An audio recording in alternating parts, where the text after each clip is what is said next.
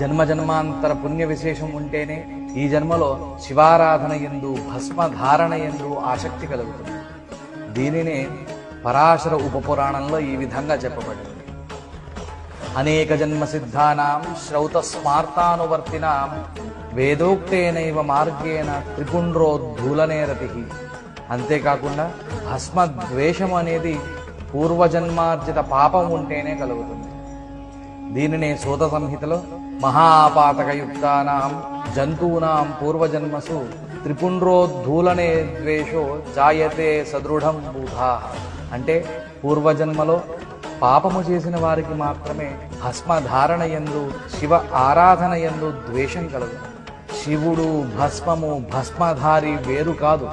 శివుని యందు భస్మము యందు భస్మధారుల యందు ద్వేషము దూషణ ఎప్పుడూ చేయరాదు. ఇవి మహాపాతకములుగా చెప్పబడ్డాయి.